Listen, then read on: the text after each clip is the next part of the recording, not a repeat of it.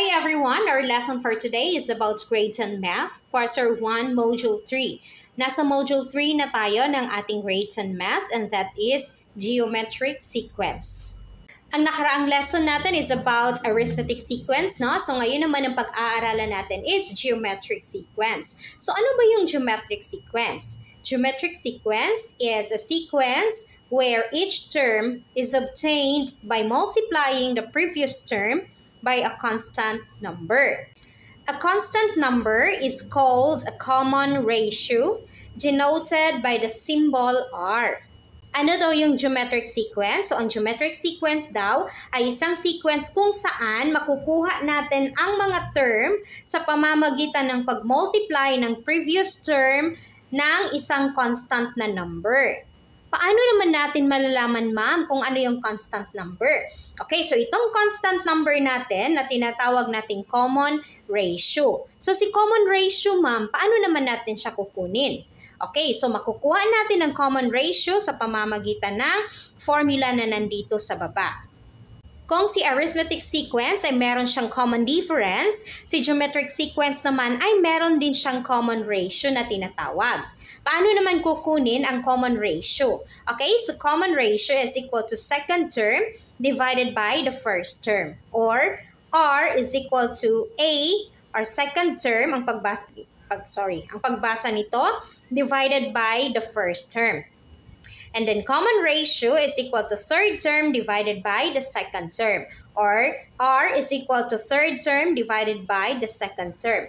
Or kapag meron pang mga sumunod na term, so for example, hanggang fifth term ka, so that is fourth term divided by the third term and fifth term divided by the fourth term. So, ganon. So, ngayon, alam mo na si geometric sequence pala, malalaman mo ang isang sequence na geometric sequence siya kapag meron siyang common ratio. Gaya ng arithmetic sequence, kapag meron siyang common difference, matatawag mo siyang arithmetic sequence. While si geometric sequence naman, kapag meron siyang common ratio, matatawag mo siyang geometric sequence. Para mas maintindihan natin kung paano kukunin ang common ratio, meron tayong example dito. So, 4, negative 8, 16, negative 32, and 64. So, paano natin kukunin ang ating common ratio? So, common ratio is equal to second term divided by the first term. Okay, so ano yung second term natin? Negative 8.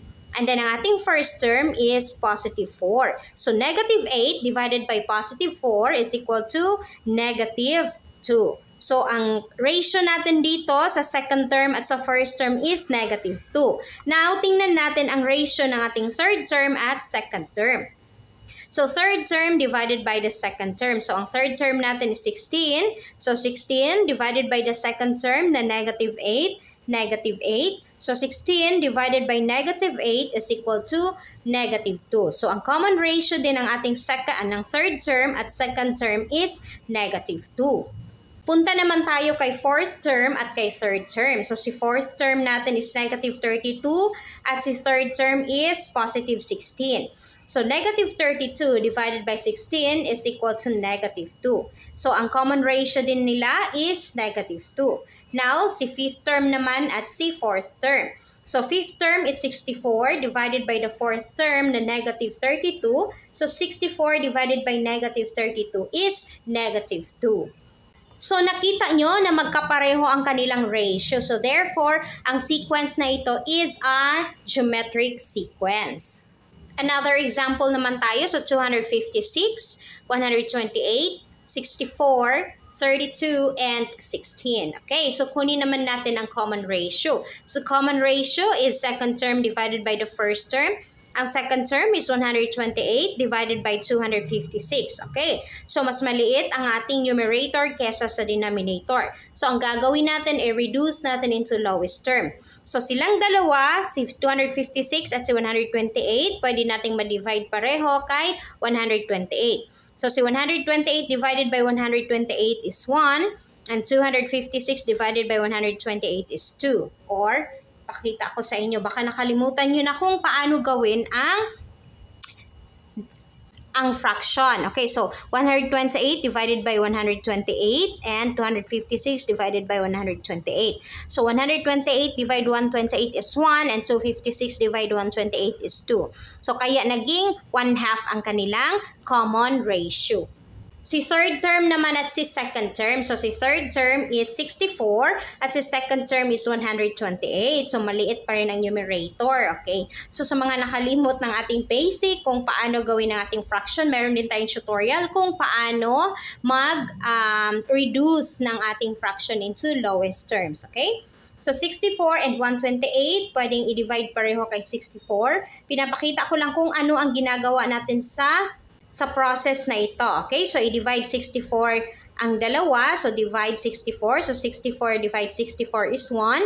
128 divide 64 is 2. Sorry, hindi pala ito fourth term ang nasulat natin, no? So, si fourth term supposedly is 32 at si third term is 64. So, kung 32 and 64, 1/2 pa rin yung kanilang common ratio. Ang nandito pala na sinulat natin is fifth term pala ito and fourth term. So, dapat 5 dito and 4. So, si fifth term is 16 at si fourth term is 32. So, 16 and 32, reduce natin into lowest term. So, i-divide natin pareho sa 16 divided by 16. So, 16 divide 16 is 1. 32 divide 16 is 2. So, 1/2. Nakita nyo ang kanilang common difference na 1/2. So, ibig sabihin, ang sequence na ito is tinatawag nating geometric sequence. Kasi, meron silang common ratio. Common difference bang sinabi ko? Okay, common ratio ha, hindi common difference. The rule of geometric sequence. Okay, so kung si arithmetic sequence meron siyang general rule, si geometric sequence is meron din siyang general rule. Ano ang kanyang general rule? Ang general rule ni geometric sequence is nth term is equal to first term multiplied by the common ratio raised to the number of terms minus 1. Where A, tapos merong n sa baba is tinatawag natin or binabasa natin siya as nth term. And then A, tapos may 1 sa baba, tinatawag natin siya as first term or binabasa natin siya as first term. And then ang R natin is binabasa natin as common ratio. And then ang ating n, tinatawag or binabasa, binabasa natin siya as number of terms. Okay, so kaya kapag binasa natin ang ating general rule, nth term is equal to first term multiplied by the common ratio raised to the number of terms minus 1. Okay, so ngayon I believe na naintindihan na natin kung ano yung geometric sequence. So ngayon, tell whether the following sequences are geometric or not. So first, 4, negative 16, and 64. At ang pangalawa, 5, 20, and 35. At ang pangatlo, 24, 72, and 216. Okay, unahin natin ang ating number 1. So, 4, negative 16, and 64. So, paano kunin ulit ang ating common ratio? So, common ratio is equal to second term divided by the first term. And common ratio is equal to third term divided by the second term. So, 1, 2, 3. So, hanggang third term lang tayo. So, common ratio is equal to second term, negative 16, divided by our first term na 4. So, ratio is equal to negative 16 divided by 4 is negative 4. Dito naman tayo sa kabila. So, common ratio is equal to third term, 64, divided by the second term na negative 16. Okay? So, 64 divided by negative 16 is negative 4. So, therefore, meron silang common ratio na negative 4. So, ang first example natin is a geometric sequence since there is a common ratio of negative 4. Now, if we continue to determine the other terms, all we need to do is simply multiply the common ratio to the preceding term. So, i-multiply lang natin ang ating common ratio sa preceding term natin para makuha natin ang ating mga next term. So, for example, ang last term natin na nandito is 64. So, si 64, i-multiply lang natin sa negative 4. So, mabibigay na natin kung ano ang susunod nating term. So, 64 multiplied by negative 4 is equal to negative 200. Okay, so kung gusto pa natin na kunin ang next term, so itong ating preceding term, i-multiply naman kay negative 4. So negative 256 multiplied by negative 4 is equal to 1,024. Okay, so ito na yung mga next term natin. So negative 256 and 1,024. Okay, so pwede nyo pa rin siyang i-continue. I-multiply nyo lang ang preceding term sa negative 4 or sa ating common ratio. Kasi di ba base dito sa ating introduction kanina na ang geometric sequence is makukuha mo ang next term, ang each term mo sa pamamagitan ng pag-multiply ng iyong previous term sa iyong constant number. At ang constant number na yon is tinatawag nating common ratio. So that's why ang ating preceding term minultiply sa ating common ratio kaya nakuha natin ang sunod na term. Example number 2 naman tayo. So 5, 20, and 35. Okay, so kunin natin ang kanyang common ratio. So common ratio is equal to second term divided by the first term. And common ratio is equal to third term divided by the second term. Okay, so second term is 20 divided by the first term na 5. So 20 divided by 5 is equal to 4. And then dito naman sa kabila. So common ratio is equal to third term, that is 35, divided by the second term, that is 20. Ratio is equal to 35 divided by 20 is 7/4 kasi i-divide mo sila pareho sa 5. So divide 5, divide 5. 35 divide 5 is 7, 20 divide 5 is 4 or 1.75. Magkapareho ba ang kanilang common ratio? Ditong ating second term and first term is 4 at ang ating third term and second term is 1.75. Magkapareho ba sila? Hindi. So therefore, ang ating second term is not a geometric sequence. Dahil hindi siya geometric sequence, so try natin kunin ang kanyang common difference. Okay, so kunin muna natin ang kanyang common difference. So common difference, kapag naalala nyo pa siya, second term minus the first term. Muntik ko na makalimutan. Okay, so common difference is third term minus the second term. So common difference is equal to second term, so 20 minus 5. So 20 minus 5 is 15. And common difference is third term, 35, minus the second term na 20. So common difference, 35 minus 20 is 15. Okay. So, nakita nyo na meron silang magkapareho na common difference. So, therefore, ang sequence pala na ito is an arithmetic sequence. Hindi pala siya geometric sequence. Third example tayo. So, 24, 72, and 216. So, hanapin natin ang kanilang common ratio. So, R is equal to second term divided by the first term. And R is equal to third term divided by the second term. Okay, so common ratio is equal to second term, 72, divided by the first term, 24. So, 72 divided by 24 is equal to 3.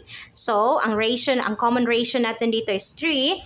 Dito naman sa kabila, so common ratio is equal to third term, 216, divided by the second term, 72.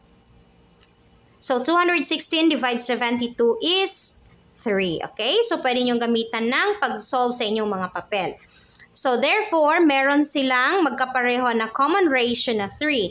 So, therefore, the sequence is a geometric sequence with a common ratio of 3. So, if we continue the process or if we continue our sequence, makukuha natin kung ano ang susunod na term ni 216. Paano yun siya gagawin? So, ang preceding term, i-multiply sa common ratio na 3. So, si 216 multiplied by 3, ano yung kasunod na term? That is 648. Okay? So, i-multiply nyo lang si 216 kay 3. And then, kunin pa natin ang next term. So, 648 multiplied by 3, that is 1,944. Another term, 1,944 multiplied by 3, that is 5,832. And pwede nyo pa siyang ipagpatuloy. Ngayon, alam na natin kung paano i-identify ang ating mga given na mga sequence. So, kung arithmetic sequence ba siya or geometric sequence ba siya. Okay? So, i-differentiate natin si arithmetic sequence at si geometric sequence. Arithmetic sequence, so the next term is obtained. Makukuha natin ang next term ni arithmetic sequence by adding a constant number. Okay, so makukuha natin ang kasunod na term kapag arithmetic sequence ang pinag-uusapan natin sa pamamagitan ng pag-add ng constant number. While si geometric sequence naman, makukuha natin ang next term sa pamamagitan ng pag-multiply ng constant number. Okay, so yun ang difference nilang dalawa ha. And then, si arithmetic sequence has a common difference. Okay, so si arithmetic sequence is common difference ang hahanapin natin, while si geometric sequence is ang common ratio ang ating hahanapin. Okay, so paano natin hanapin ang common difference ni arithmetic sequence? Second term minus the first term. Third term minus the second term, fourth term minus the third term. Okay, so ganun ang pagkuha ng common difference. While ang common ratio, second term divided by the first term, third term divided by the second term, fourth term divided by the third term. Okay, so ganun ang pagkuha ng common ratio. Si arithmetic sequence at si geometric sequence is meron silang magkaibang general term. So, ang general term ni arithmetic sequence is nth term is equal to first term plus the number of terms minus 1 multiplied by the common difference. While si geometric sequence naman, nth term is equal to first term multiplied by the common ratio raised to the number of terms minus 1. And also, si arithmetic sequence increase or decreases by a constant value in each term. So, constant value ang i-increase or i-decrease ni arithmetic sequence. While si geometric sequence, nag-i-increase siya rapidly or magdi-decrease siya rapidly. So, ngayon, alam niyo na kung ano ang kaibahan ni arithmetic sequence at ni geometric sequence. So, that's all for today's video, guys. Sana may natutunan kayo sa ating video for today. See you on our next lesson. Bye!